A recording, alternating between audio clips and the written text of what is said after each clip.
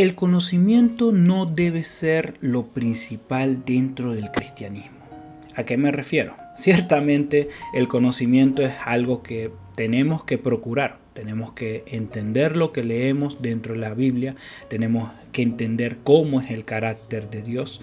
Tenemos que entender cómo referirnos a Dios, cómo tener una relación con Él.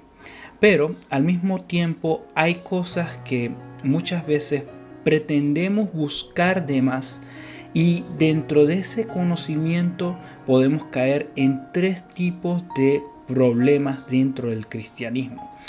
Pensemos en un minuto lo que dice el libro de 2 de Corintios capítulo 3 verso 6.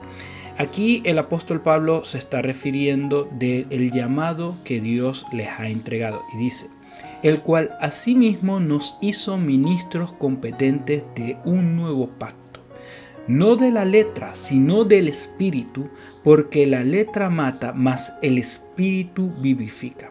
Esto significa que cada cristiano tiene que tener una vida espiritual en comunión de la búsqueda de Dios. No puede ser que el cristiano deje de lado la vida espiritual y solamente se centre en lo escritural o en lo histórico, porque si es de esta manera, lo que va a ocurrir es que poco a poco la fe, el deseo de la búsqueda de Dios va a irse reduciendo hasta que en algún punto esta persona caiga en estos tres errores. Ahora sí, el primer error lo podemos encontrar como la religiosidad. ¿Qué me refiero en este sentido? Bueno, es una persona que inicia a actuar constantemente para que los demás lo vean, pero no porque realmente tenga una convicción en el Dios al que dice servir. En estos casos podemos conseguir varios ejemplos dentro de la Biblia, pero principalmente me quiero enfocar en dos iglesias del Apocalipsis, la iglesia de Sardis y la iglesia de Éfeso. Una de ellas cayó tan profundamente en el qué dirán los demás que directamente el propio Señor Jesucristo los veía como muertos.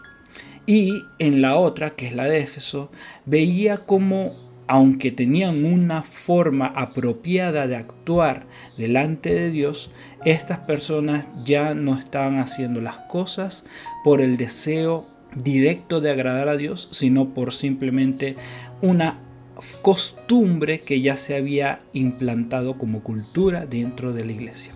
Luego tenemos el segundo error tan fácil de caer, que es ser un hereje doctrinal. Esto principalmente nos podemos dar cuenta dentro de la Biblia que hay casos donde personas o inclusive organizaciones se ponen de acuerdo para poder ir en contra del cristianismo, como es en el caso de Colosenses en el capítulo 2, en el verso 8, o lo que el apóstol Pablo viene y critica en el libro de Gálatas en el capítulo 1.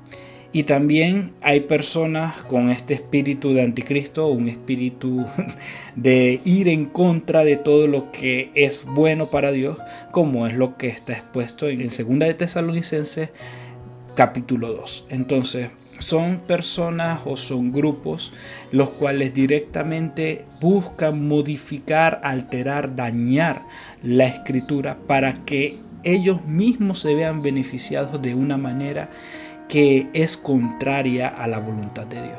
Y además tenemos esto que es el cristianismo light. Es la tercera situación que puede afectar fuertemente dentro de una persona que esté solamente enfocada en el conocimiento y no en lo espiritual.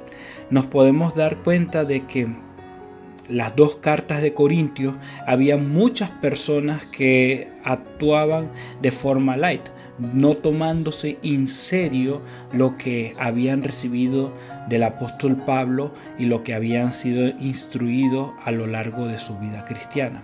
También nos podemos conseguir en el libro de Apocalipsis con la iglesia de la Odisea, que se permitía estar mitad dentro de lo que es los parámetros de Dios y mitad en los parámetros del mundo, aceptando cosas que al final Dios los estaba amenazando de quizás desecharlos por causa de no ponerse firmes en una de las posturas.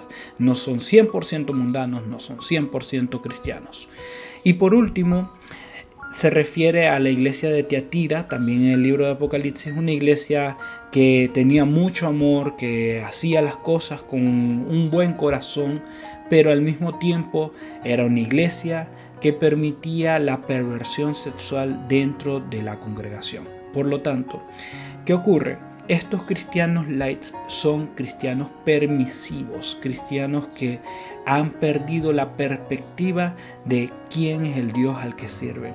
Estos 3 puntos se dan porque estamos más concentrados en estudiar las Escrituras y dejamos de lado al Dios que dio las Escrituras.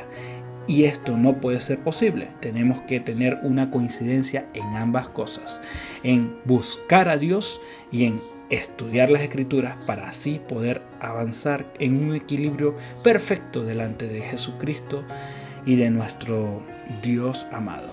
Esto te lo quiero traer como una reflexión y nos estamos viendo en un próximo video. Hasta la próxima. Dios les bendiga.